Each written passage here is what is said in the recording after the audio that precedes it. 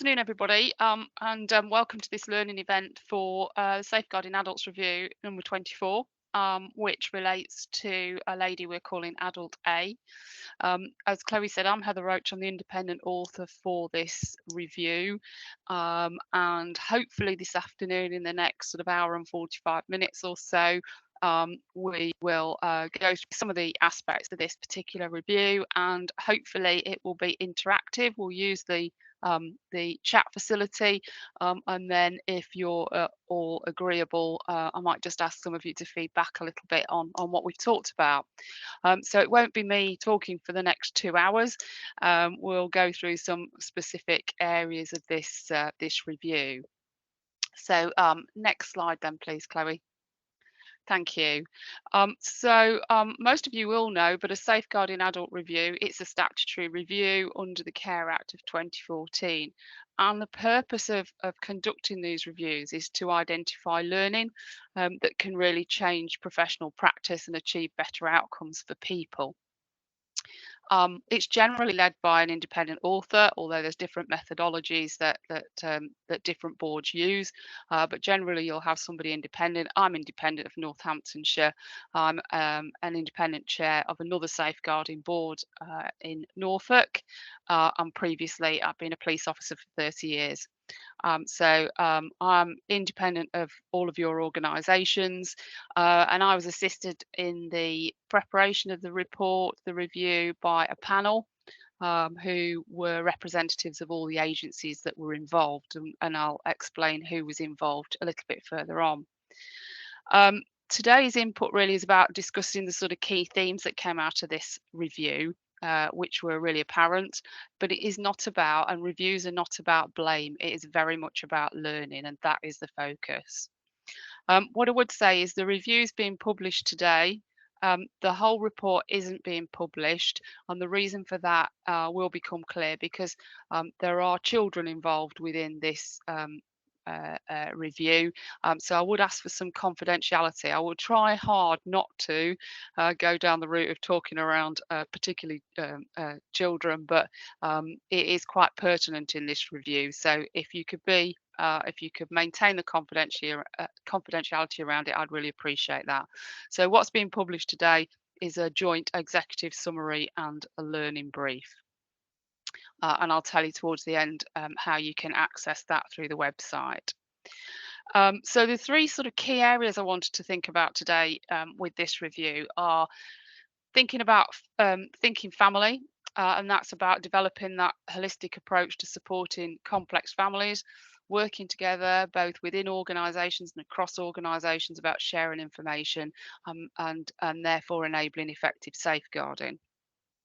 The second thing is about understanding why people, and I don't particularly like the phrase fail to engage, but difficult to engage, hard to reach sometimes, why people don't engage with professionals, and how you can develop some ideas and some strategies about how to deal with that. And I'd like to kind of think about flipping it on its head a little bit. Sometimes it sounds wrong to say people fail to engage. It's the fact that we don't effectively engage with them. And then finally, we'll pick up self-neglect, really difficult and complex area, how to identify it and how you can access some support that might assist you when you're dealing with cases of self-neglect. So next slide, Chloe. Okay, thank you. So just a little background around this review.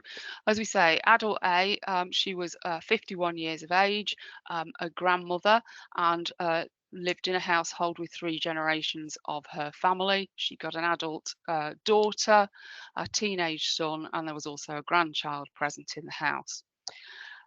She was admitted to Kettering General Hospital on the 12th of September 2021 following an emergency call to her address, and ambulance attended.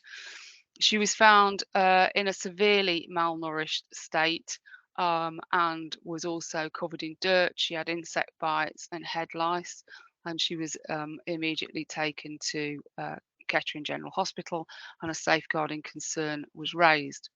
Sadly, her condition deteriorated and she died on the following day.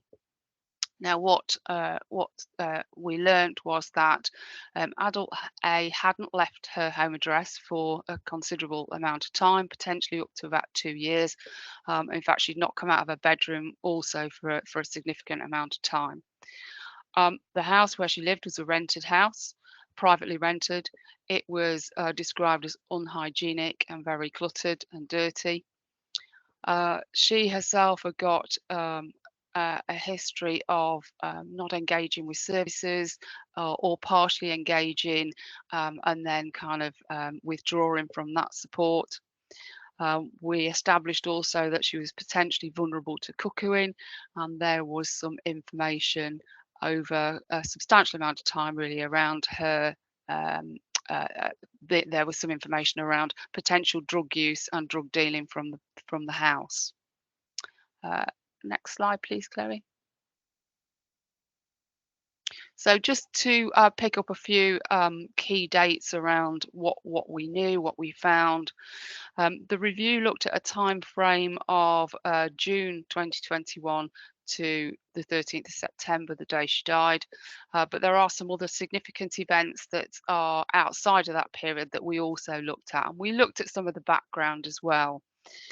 Um, Looking backwards, there was a lot of there was recorded information around the family from 2013 from Northamptonshire Police, and they were at that point described as a priority family. So that really related to a lot of services being involved with the family. There were drugs warrants executed at the premises in 2015. And there was intelligence around further potential drug dealing in 2017 and also in 2021. In the January of 2021, the youngest member of the family had suffered a medical incident, and a safeguarding referral was made at that point, and that was a children's safeguarding referral. There was contained within that referral information around adult A and her particular circumstances, her physical issues, and also the home environment. During the time that we looked at, there was quite a number of different professionals involved with this family in that kind of period, if you like, from January up until she died. There was an occupational therapist, there was the disabled children's team, there was a social worker who was at one point allocated to conduct an assessment which focused on the teenage son. There was also a strengthening families worker involved with the family. So there were a number of different individuals who were involved with the family. But as we see as we go through, the focus around the family was very much towards the children within the household and not towards adult A. She also made an application for housing to move. She was under threat of eviction from her privately rented house, and her daughter also made a housing application.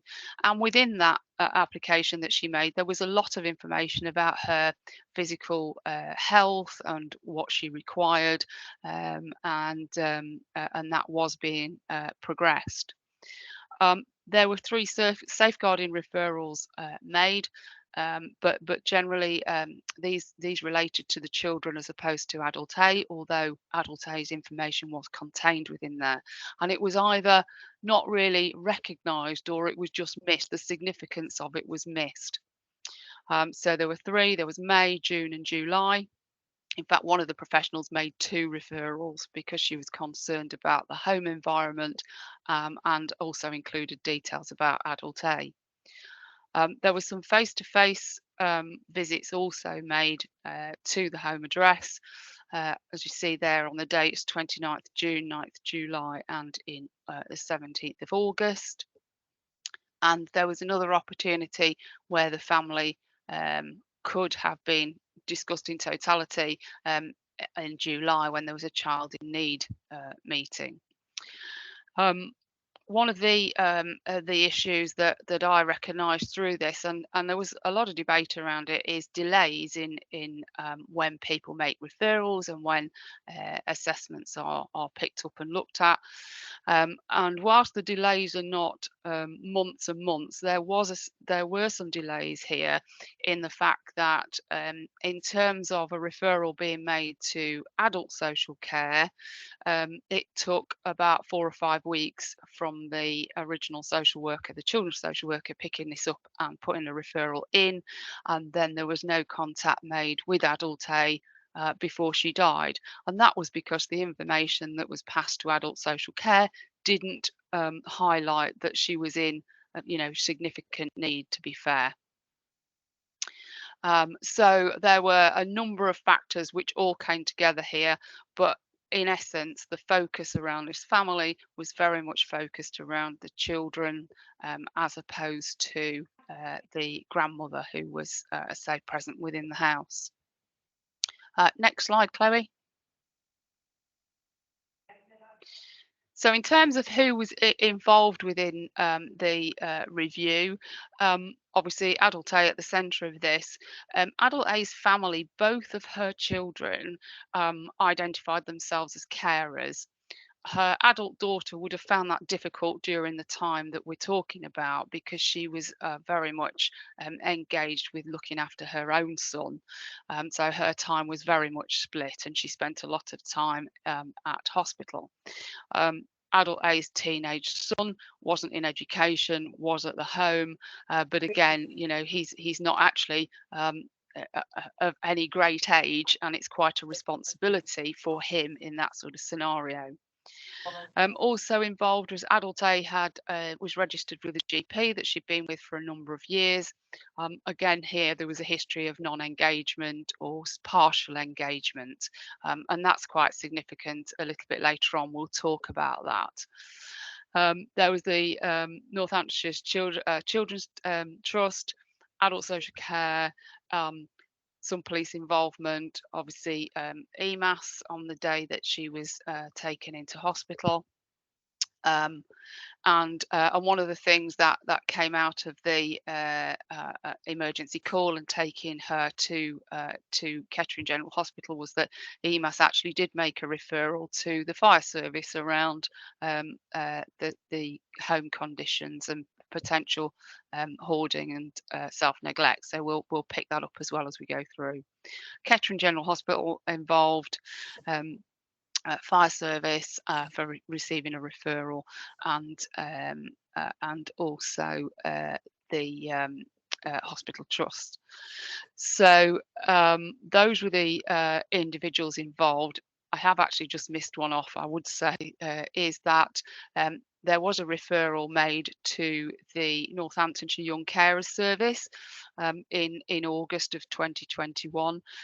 Again, it comes down to the transference of information, and there was an issue around having to go back to the social worker around the information that was shared, and again, some inbuilt delays that actually the son of Adult A didn't get a carer's assessment.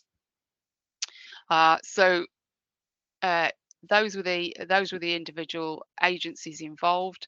If you just go to the next slide, Chloe. I think somebody's got their microphone on. If you could just turn it off, that'd be helpful. Call recordings may be used for training and quality purposes. All data is retained. I can still hear somebody's phone in my ear. If you could just all check you're on mute, that would be great. Thank you. So the overall findings of the review. Safeguarding is a collective responsibility, and one of the things that really was highlighted through this review was that where professionals are responsible for both safeguarding of adults and of children, there needs to be that safeguarding practice, and information sharing and working together is key to this. Adult A safeguarding needs were missed. They weren't identified, and there were people who went into the address, had contact with her, but either whenever a referral was made or a referral for a safeguarding or assessment was made, the kind of information was either it was not recognised that she was self-neglecting, or its significance really wasn't spotted.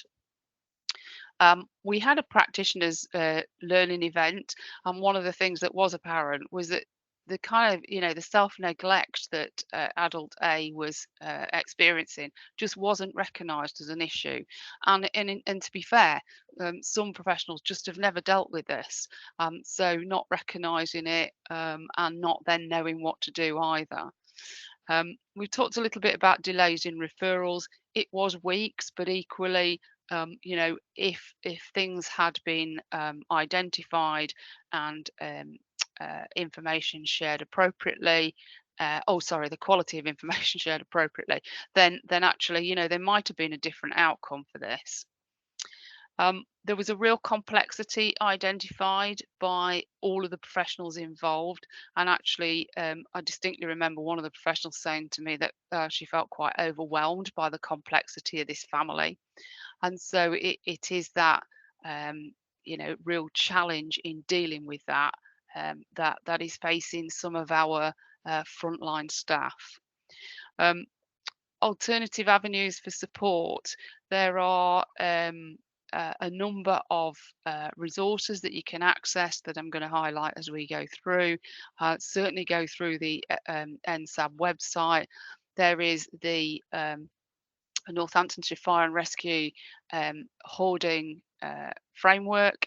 There's the adult risk management process, and there's also a cuckooing forum within Northamptonshire. So there are different avenues that you can explore, and you can get some support and some ideas about how to support people. And then finally, the bit about the failing to engage or not or being difficult to engage with, that is a challenge for a lot of professionals, and it is about trying to find some effective strategies, some ideas, some innovation to be able to help support people going forward. The other thing to say is, and you'll see it within the review, is that similar recommendations have been made before in a SAR from approximately 5 years ago from your board. And they talked about having appropriate policies and procedures around non-attendance at appointments. So did not attend, was not brought. Implementing and monitoring the use of self-neglect guidance, implementing and monitoring the appropriate use of the adult risk management guidance, and also, the policy around self-neglect, that it's identified, triaged, and safeguarding concerns are raised. So this is not new to the board, and we've been down this route before. And one of the questions that perhaps we need to take away in our learning is, why are we still doing the same things? Why do we not know about these particular frameworks and policies and resources and guidance that actually is out there? So, if you take one thing away from today, I think it's have a look, research it, talk to your supervisors, and then we're not going to be having to repeat the same sort of reviews. Next slide, Chloe. So I wanted to pick up first on the think family as the first kind of key theme. Bear with me. And the question really is, are you confident as professionals when you start working with a family or a member of a family that you've got the full picture and that you've identified the needs of everybody within that particular household? Why is that important? Well, because each member of a family, of a household, is unique, potentially has a significant impact on some of the others or other family members who live there. And if you're finding that at times it is also difficult to engage with various members of the family, you need to kind of have that overview and an understanding of how that family works together. there was a wealth of information within the system, if you like, in different organisations about this particular family and adult A. And I think had somebody, had one of the professionals, identified that, adult A's situation was pretty dire. She wasn't looking after her own health, her home was neglected, and she was struggling. Um, and, potentially that could have led to a different outcome. Why didn't she engage? Was she frightened? Did she not want to know about her own health situation? So it's really getting to that root cause. Without a doubt, this particular family had multiple and complex needs. And if you look at the working together guidance, which is relevant to children's safeguarding, then that directs professionals to consider every person in a child's household.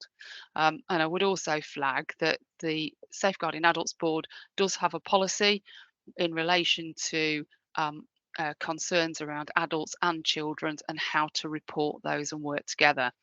So if you have a look on the website, say we'll give you the link at the end.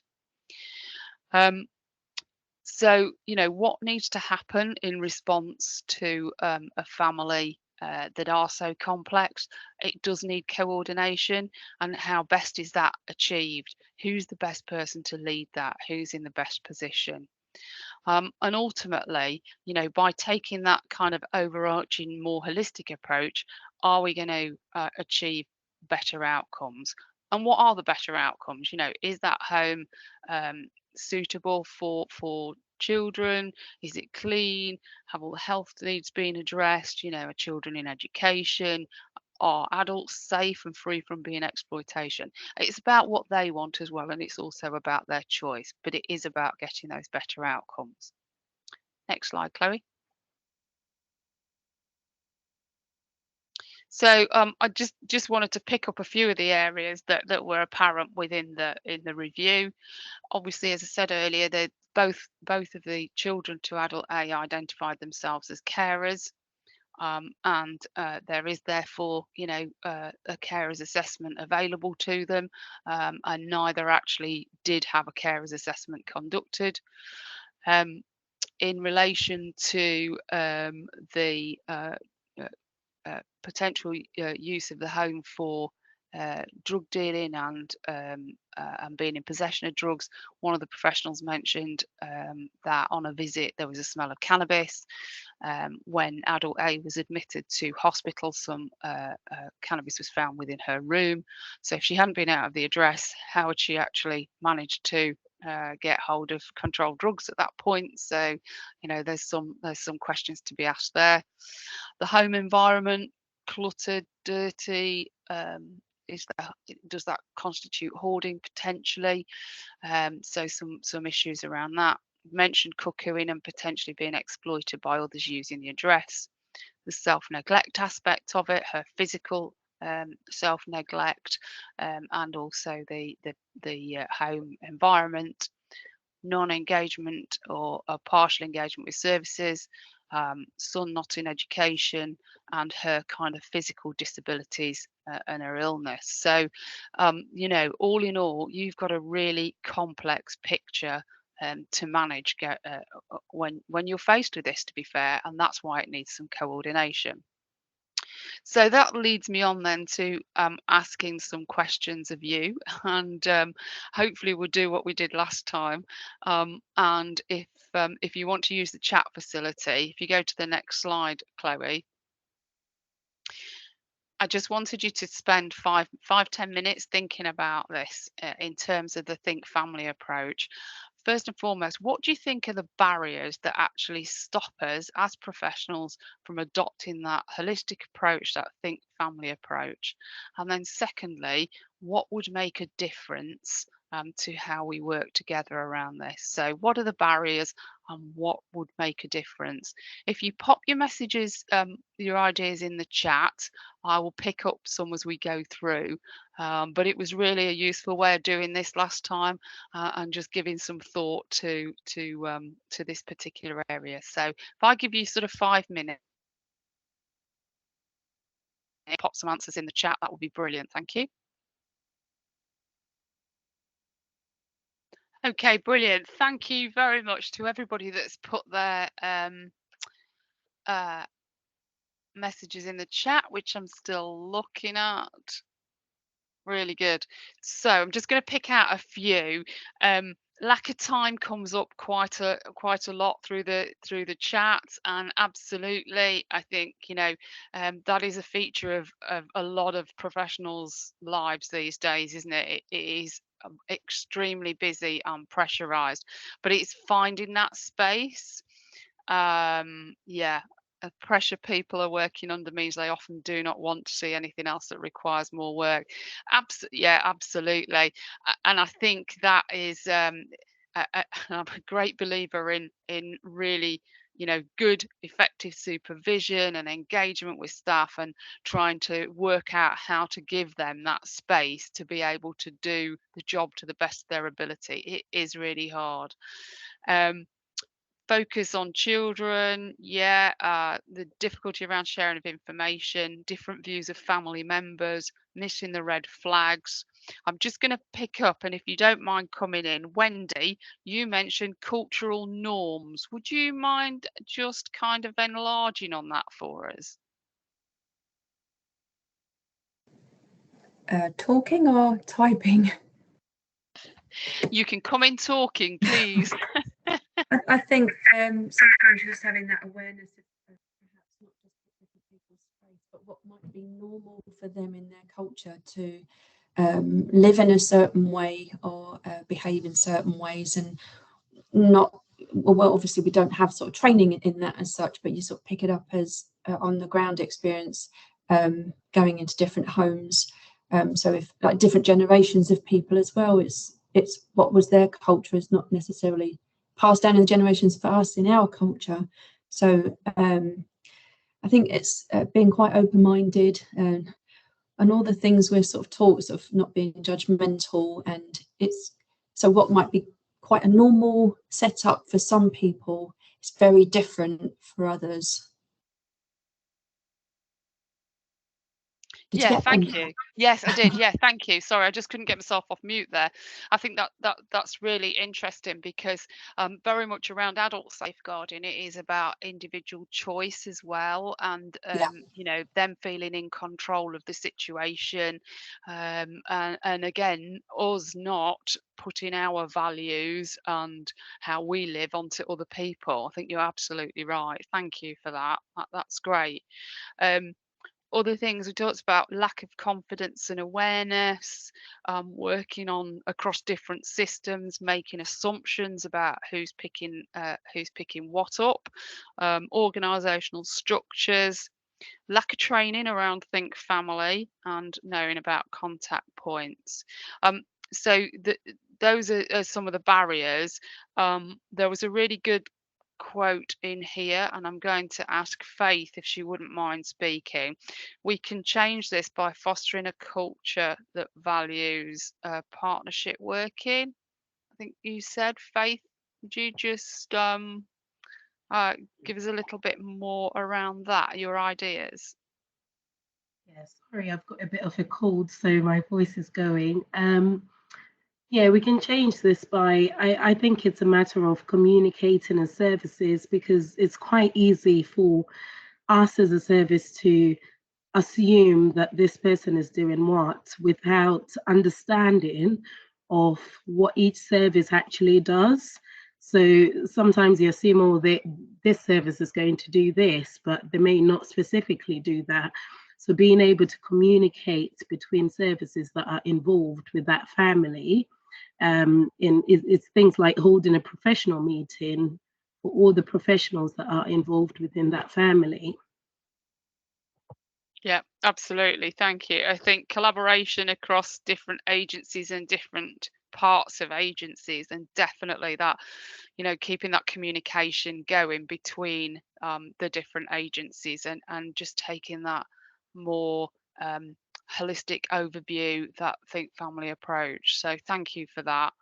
I'll just flick on to the next slide, Chloe, if I may, to just pick up. we did talk about barriers and what needed to change when we had our practitioners event, our learning event, as we were developing the review. And some of the things that came out were these: children's and adults, they're different statutory basis, obviously.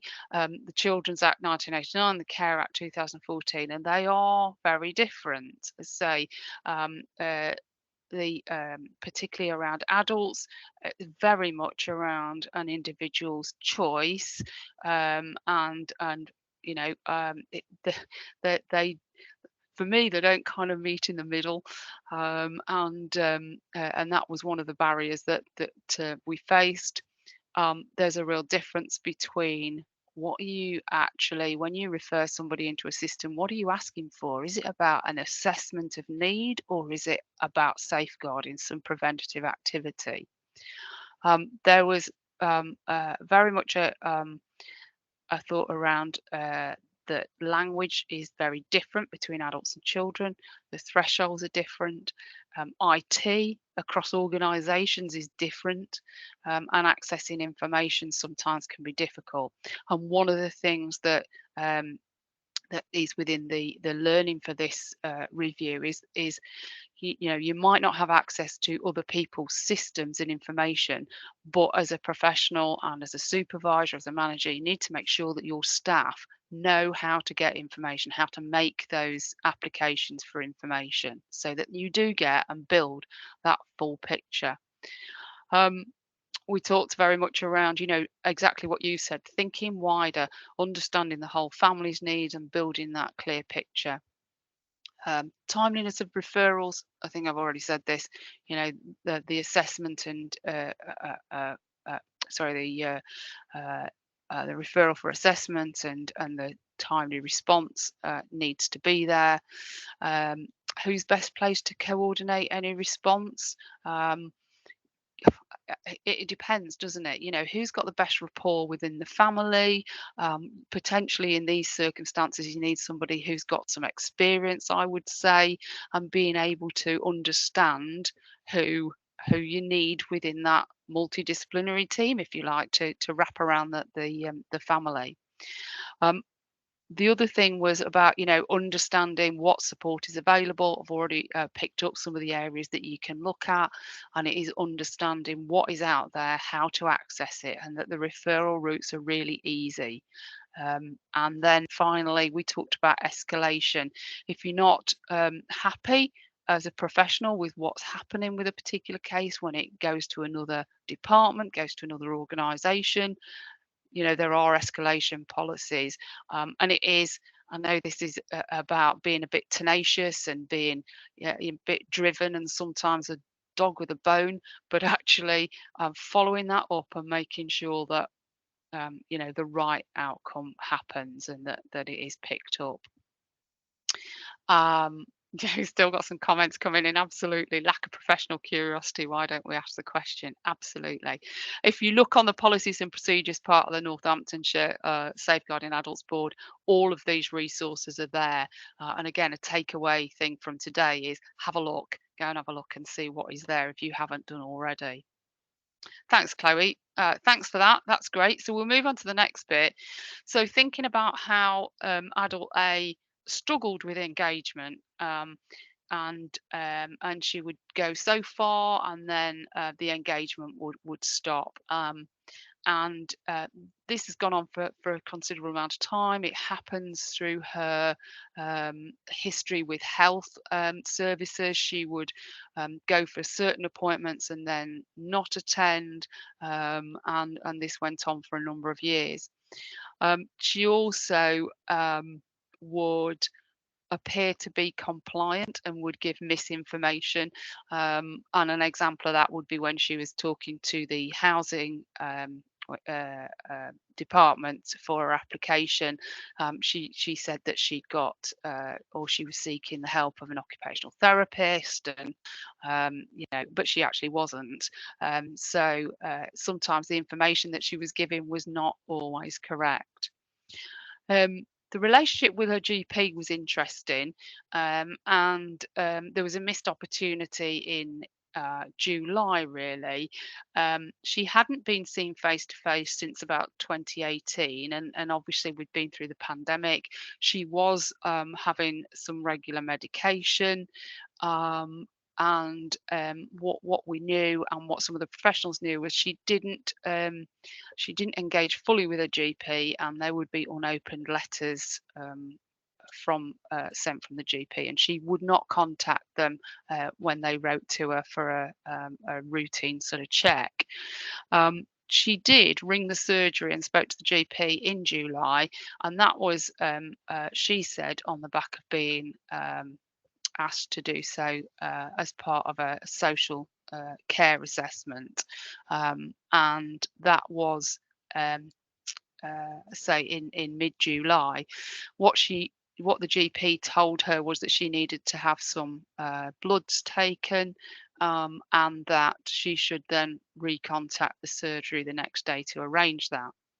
The GP knew that she didn't have a great history of doing this, and subsequently, obviously, you know,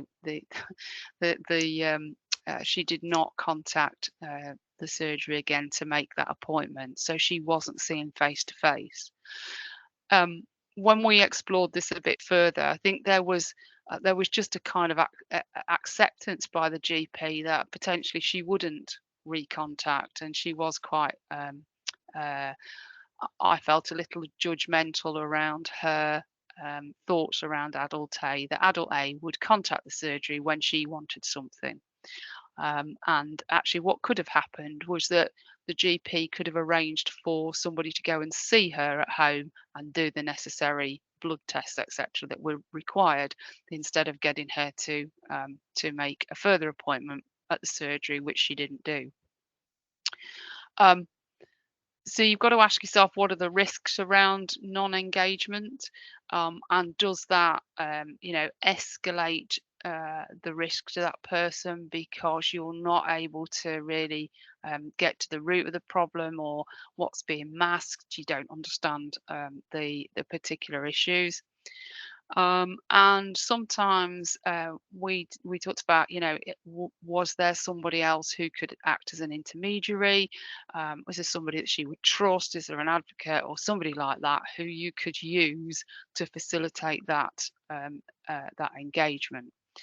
And I'll probably talk about this a little bit more through the event, is the real importance of supervision and having that discussion with your frontline practitioners if you're a supervisor, or vice versa.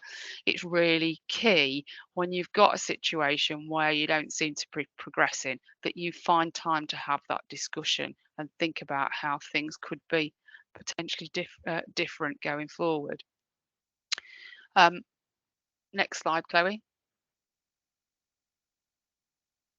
So understanding why people don't engage, or you don't seem to be able to engage them with your service, there's a number of reasons.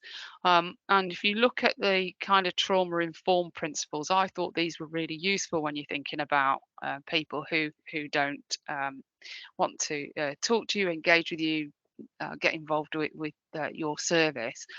The 5 principles on here, really. So, fear. I don't feel safe to talk to you, maybe a fear of authority, or a fear in this case of not wanting to kind of face up to what her physical health conditions were. So she was frightened of knowing. Choice. I want to choose how I engage with you. Some people, have really chaotic lifestyles, and they don't really conform to our working day. So, Monday to Friday, they're probably, best engaged within an evening, to be honest. And that's sometimes quite difficult for services. Trust. I don't trust you. I don't trust your service. Maybe has a past history. Have they been let down before, or feel they've been let down? Empowerment. She was very clear, adult A was, about what she needed in terms of trying to keep her family together. And that was one of the key driving forces really for her was to make sure that the family stayed together. Now, was that something that as a professional you could use as a hook to really try and get that engagement? And then, you know, lack of collaboration, feeling helpless, seeing that agencies and professionals might take over, you know, feeling like things are being done to them, and you know, what then is her motivation to stay engaged with your service?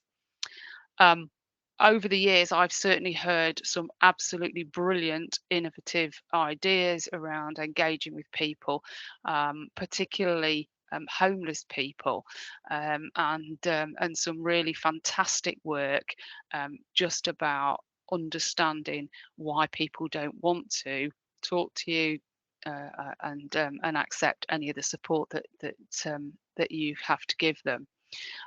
So I think it's thinking it in their mind. Why is it that they don't want to talk to you? Yeah, thank you. Trauma-informed approach creates safety for families and young people using empathy. Absolutely. Thank you. So back to asking some questions of you and thinking around the non-engagement side. Can you flip to the next one, Chloe? If we do the same again and look in the chat, and then we'll talk about maybe some of the ways we can best approach this. So, what can you do when people are, I hate to say, difficult to engage with, or when you're struggling to engage with people and really get buy-in? What can you do? Have you got any examples of when you have really achieved some success, however small? So if we have 5 or 10 minutes, we'll then have some feedback and hopefully see some good ideas. Over to you. Okay, brilliant. Thank you for that. I'm just going to pick up a few points again. You've come up with some really good points in the chat. Um, I'm just going to pick up on Sarah Taylor. Try and find something they're interested in. Would you just expand on that for me a little bit? Because that's come up a few times, and I don't know whether you've got any experience of actually doing that. Just like finding something, even if it's about one of the kids or their animals or something, to just find that talking point to build up the trust and show that you do care and that you're interested, and that it's not just about obviously whatever the issue is that you've gone in or you've noticed. It's about them as a whole and them as a person, and that they matter. Yeah, brilliant. Absolutely. I'm glad you mentioned animals actually, because we had a particular case in Lincolnshire, and it was actually an exploitation case, but there was quite a bit of self-neglect and difficulty with this particular family. One of the issues here was that to get any engagement with one of the members of the family, this particular worker was utterly brilliant and got a great rapport with them because she was interested in this lady's dogs, and she would actually go out with her and walk the dogs and talk to her while they were walking the dogs. And the lady just was just adamant she did not want to lose these two dogs. And I think that's absolutely key to it, is to try and find something that you can have that it's almost a neutral conversation, isn't it, that you've got that interest, but it takes it away from, at that point, you know, the real complexities, but you then build that rapport. And oh, bear with me, because somebody's put a really good one in the chat. I'll come back to that in a second. Absolutely. There was some good practice demonstrated here as well by some of the professionals who really recognised that because it's very easy for people with telephones and texts and that to just either ignore it or not respond to it, getting a foot in somebody's door and being able to then talk to them, and get into this particular lady's house was really key to being able to have conversations with her and to try and get to the root of the problem. So there was some good practice demonstrated here. Interestingly, within the chat, somebody has also said, you know, meet away from home. potentially, yeah, that might well be a better route than actually seeing somebody at home. But you've got to look at each situation, haven't you, as to what's best to do. Um, yeah, Laura, you've put keep your word, contact when you say you will. Absolutely. I think the consistency and following up and doing what you say you are going to do is absolutely key to building that trust with individuals and being non-judgmental. There's a really good point in here. Sarah Credland, make it possible for people to engage with us was at the end of your chat entry, and I absolutely love that. It's making it possible for people to engage with us. Did you want to just come in and say a little bit about that? I think that flips it really nicely. Yeah, I just think that I think when we work in local authority or services, we're so kind of wrapped up with how we work. I don't work in adult social care, I work in housing, but really conscious that, you know, we focus on how we work. Everyone works really hard, but we very often, I think it's really difficult for us to sometimes see how really challenging it is for people to actually make contact with us at all, to understand what we actually do, and that very often people, when we use terms like, because a lot of the people we work with are people who experience rough sleeping, for example, so the terminology about engagement is used a lot there, but in truth, we don't make our services possible for people to engage so much of the time. The barriers that we create and the frustration that we create for many people in being able to contact us or get the help that they need when they need it are so high that very often, I think, by the time people maybe get referred or something, you know, you come across people, I think we need to really be aware of how much difficulty and how much lack of trust people have built up, or we've built up as, you know, as organisations in the past, and we really need to address that. And Yeah. that's not to take away from, you know, the really strong work that people do, but I think organisationally it's actually being aware of how damn difficult our organisations are for people to get the help they need at the time they need it as well. Yes. Yeah, absolutely. I think that's a really valid point. I just like the way that you've put it because, you know, it is, isn't it? All of our organisations are really tricky to navigate, even if you are within them sometimes, knowing who to contact and how to actually get the right response is really difficult for professionals. So, you know, how on earth do we expect some of our members of the public and the community to be able to actually get to where they need to be? Thank you. That I think that's really useful. I think there was also some comments around language as well and culture, and I think it's really important when you're dealing with a diverse community as well to really understand individuals' needs and to sort of meet those appropriately. And I was thinking about a particular homelessness case where I think it was a chap we had who was an Eastern European who was living under a bridge, unfortunately with rodents and goodness knows what, and he'd clearly been exploited and came out only at night to go and find food in bins, and he would not engage with people who tried to assist him from a charity, until the charity found a lady who worked for them who was of the same came from the same area as this gentleman did in Eastern Europe, and she was then able to talk to him and to gain his trust. And you know that had taken months and months, but ultimately led to a successful outcome. But you know how challenging is that? Thank you for that. I'm just going to go to before we move on. Faith, you've got an example within the chat. Would you share that with the group? Yes, sure. Sorry, my voice is going once again. I've got Sorry, a I've cold. picked on you again. Yeah, I recently was allocated a case of a young person who, in quotes, does not engage tells professionals where to go, does not let them in or anything like that. So that was at the back of my mind when I went to visit him. So my initial goal was he will have to speak to me somehow, because already other professionals have tried and he's not engaging with them. And when I got to his door, I just said to him, I only need 2 minutes of your time so I can let you know about our services and what we do. And he said, okay, that's fine, come in. I went in and he literally put a timer on his phone for 2 minutes. And once that 2 minutes was over, he said, 2 minutes is over, you can leave now. But as I was leaving, I said to him, can I come back next week and tell you more?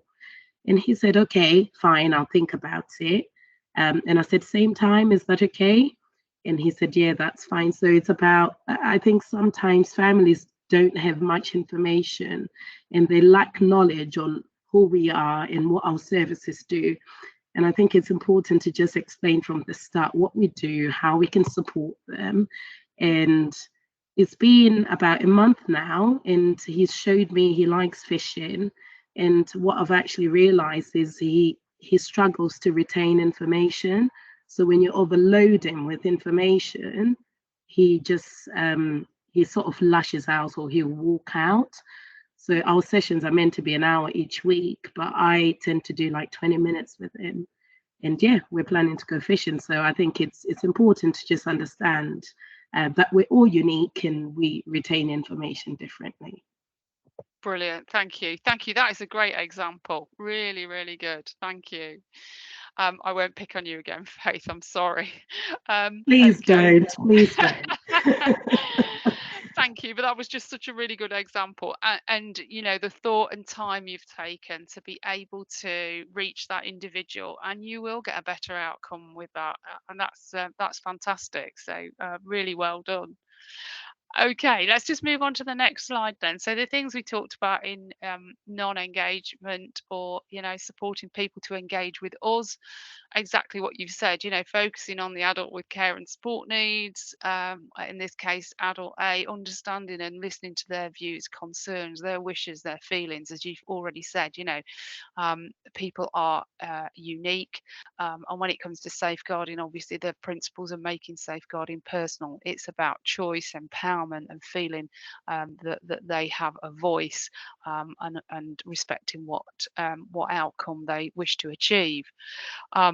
Also, thinking about the wider family, was there an opportunity with adult A here to engage more with her daughter potentially, or son, and just, maybe find out more about what her particular concerns are? Lots of you have talked about being professionally curious. Absolutely. What about the lady's life experience, and what sort of impact has that had on her? Just, understanding her history. And again, it kind of takes that time and interest to be able to get all the information together, building a picture, and just understanding why people might react in a particular way to you.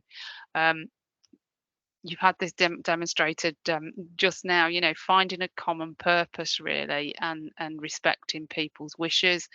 I think, just finding that common ground that you can have a non-confrontational conversation to start with, to kind of build that trust and interest.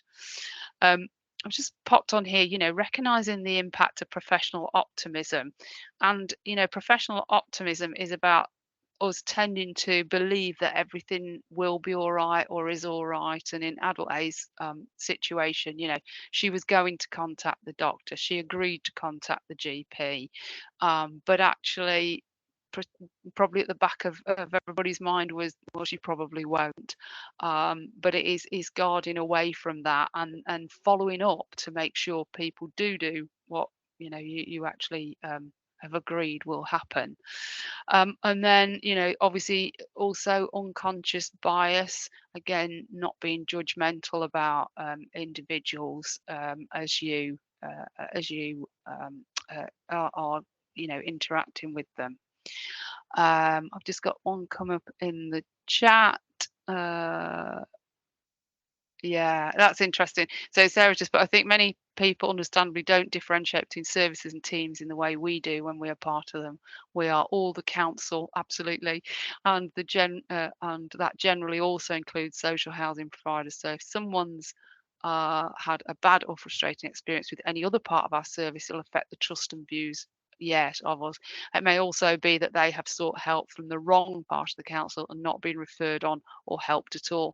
We are a very long way from having one front door. Absolutely, yeah. And I think every service can look at itself and go, how easy is it to get to where you need to be? How easy is it to access our services? Um, the last point on there, I put engage in regular supervision. Talk to somebody. You know, where do you get your ideas from? How do you challenge each other around? You know, so what have you tried? How does this work? What about? You know, having those conversations. The issue around people who don't attend appointments. You know, research will tell us that the risk potentially to those individuals, either from others or from themselves, as was shown in this case, does rise. So you know, it's in everybody's interest that actually we do put this at a front and center of our practice and really try and get those people to get to appointments and to engage and accept some level of support. I've just put on here, there is a did not attend, was not supported to attend guidance document on the Lincolnshire's Safeguarding Adults Board website, which was introduced over the last 2 or 3 years. And that's quite a useful starting point if you're thinking about developing something here in Northamptonshire, which comes within the recommendations from the review. It's useful to have a look at that as well. Okay, so we'll move on to the last part, which is around self-neglect. Self-neglect is often associated with hoarding, but it can be, and the kind of hoarding can be anything really. It's you know, it's basically can be clutter that can't be managed. It's just got completely out of hand, or it can be, you know, specific things that people are just, you know, compulsively collecting, and that can include animals. Self-neglect, that's defined as an extreme lack of self-care to the extent that it threatens personal health and safety, and I think that's absolutely evident within this particular review. Self-neglect is often a theme that we see in safeguarding adult reviews, but we don't actually see that many referrals to as safeguarding concerns. And actually, a safeguarding response is not necessarily the right route, to be fair. It's complex, it's really difficult sometimes to identify. And it was really clear when we did our practitioner learning event that people had not really identified it, but didn't really understand it. It's quite a complex area, and I can remember people talking about the home was sort of dirty and cluttered, but they didn't really recognise that it's potentially hoarding and impacting um, on people's safety and health, really. So the first thing really is, again, going back to the professional curiosity, understanding that root cause, why the home environment of adult A was in the state it was. Is that because of her physical illnesses and disabilities, if you like, or her lack of ability to get downstairs to actually deal with the situation? Is it anything around any mental illnesses? Has she experienced trauma? Has she got addictions? You know, all of these things impact on her potential ability to look after her home environment. So, and in terms of her physical health, again, she would often just sort of disregard her own health needs, but was very clear about, you know, wanting to keep her family together and intact. As I say, self-neglect is a category of abuse within the Care Act. It's one of the 10, but safeguarding a Section 42 inquiry is not necessarily the right response to this. There's other things that can be done.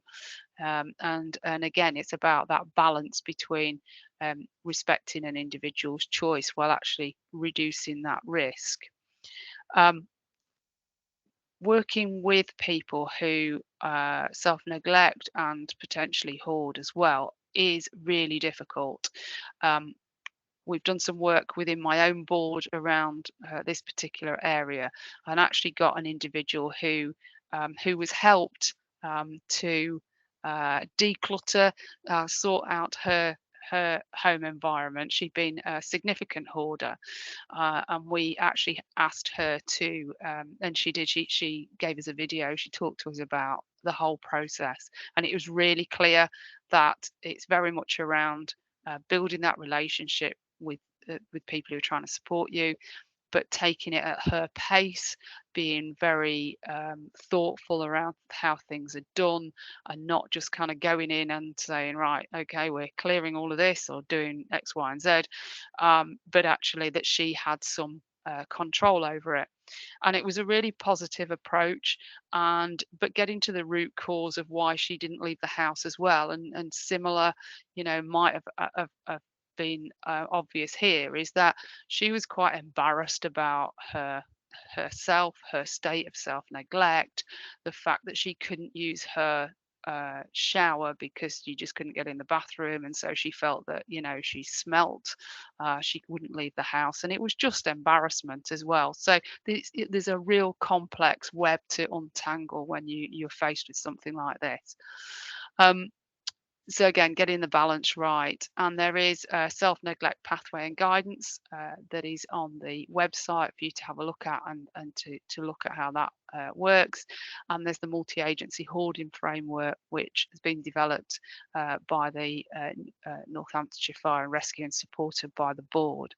So again, guidance for you to have a look at and to research, and to kind of think about it in maybe a different way. The final bit that I just wanted to ask you again is around sort of 5 minutes to just think about how you would take this forward. And if you just go to the next slide, Chloe. There we go. This isn't from Adult A's house, by the way. It's just an image, a stock image off the internet. But if you as part of your practice were faced with this type of situation, can you think about how you might start to address it? What kind of questions you'd be asking? Just an idea of how you would go about starting to have that conversation and where you'd look for support. Quick 5 minutes, and then I've got a short video to finish off.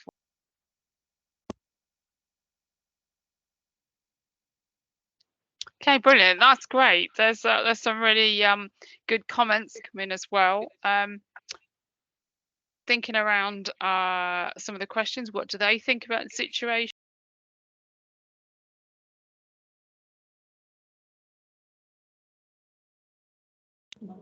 Heather, you've muted yourself. Thank you. Sorry. Okay, some great bits in the chat again. So asking people what they think, taking small steps, respect, that comes through a lot. Small tasks, maybe making a timetable, and some really good comments in there. One I just want to pick up because you've given us an example which is really good. Gillian Taylor, a gentleman who you were going in to see quite regularly. Would you just tell us a little bit about that one? Yeah, I had a gentleman and he was very resistive to care, self-neglect, property was in a very poor state, housing couldn't engage with him, tried and tried, to be fair to them. I'd go in just like, oh, how are you, all that sort of thing. And then eventually he'd let me make him a cup of tea. So I'd say, oh, can I put some of this food away? Or can I wipe the surface while I do this, get you this? And eventually built up that trust with him, even to the point where he needed to change his clothes. and he wouldn't. So I'd say, oh, looks like you could do with a new shirt. Shall I get you one? So I'd get it, give him a chance to put it on. And when he couldn't, I'd then say, oh, shall I give you a hand? But because I'd given him the chance to be independent and try, he was then accepting. And then we got our community support worker involved with him so we could move a little bit further with getting the property a little bit more sorted, and then housing involved. So, I mean, it took some time, don't get me wrong, but it was just about those little baby steps, really, and keeping him in charge of what was going on. Yeah, brilliant. And what was your role? What's your job? I'm an assessment and enablement worker. Okay. Okay. So you'd gone in there to speak to him anyway, and yeah, we were looking at trying to put care and support him because he was at risk of losing his property. So to sort of work alongside the housing to see if we could get him to engage, then sort of support him to maintain his property. So it's a bit of joint working, really. I worked alongside finance as well because we had control of his finances, so we could get his shopping, things like that, so we knew he was eating. So it was quite a lot of joint working, which was really good. Yeah, brilliant. No, sounds a really good good example. Thank you for sharing that with us. That's really good. Thank you. No problem. Okay, so we'll finish off in a second. Just to sort of take this full circle. So the review ultimately comes out with recommendations around these sort of key areas, and I won't tell you all of them, but because you can have a look on the website and look at the exec summary and the learning. So there were recommendations, obviously, around the think family approach and making sure that that's that is being implemented and joined up working practices between departments, between adults and children, and ensuring that assessments are made for all family members, using the working together to safeguard children guidance. That the hoarding protocol is disseminated throughout your organisations. So hopefully you will have seen that. If not, look on the website, it is there to help. And to look at developing some guidance around those individuals who are hard to reach, difficult to engage with, whatever you want to title it. There's some great ideas and guidance already out there, and I think you've already put some within the chat, some good examples. Also around making sure that the self-neglect pathway is understood across organisations. So this also featured 4 or 5 years ago. So this should start to become embedded within everybody's psyche, if you like. And if you haven't seen it, please do have a look. And again, some recommendations around the Young Carers Service. So all of the things we've picked up today have recommendations from us as a review panel to the board and to the organisation. So the board will then obviously turn that into an action plan and monitor that going forward.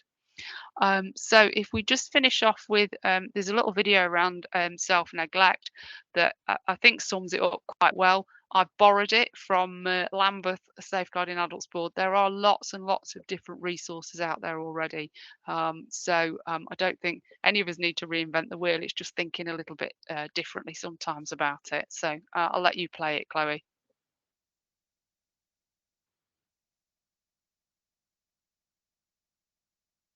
Thanks, Chloe. So for Lambeth SAB, I just put in Northamptonshire SAB, obviously, and there's a lot of resources for you to access in there. So a big thank you for all of your input today, and for those that I picked on as we've gone through the session. I'll just leave you with a couple of points, really. When you are dealing with a particular situation, the first thing for me is who's in the house. Do we know everybody within that environment? How best do you engage finding the right route in? And in terms of if there's an issue of self-neglect, can you identify it, and where can you get that support to be able to start to address it? As I say, if you look on the Northamptonshire Safeguarding Adults Board website. There's an awful lot there for you to look at and get some ideas and some help. And as Chloe said earlier, they're very responsive. Please email or pick the phone up if there are any particular issues that they can help you with. So thank you from me to you and to the review panel who helped me put the review together. It's not a long document, the exec summary and learning brief, so hopefully you'll also be able to access that and have a look at it. But thank you for this afternoon.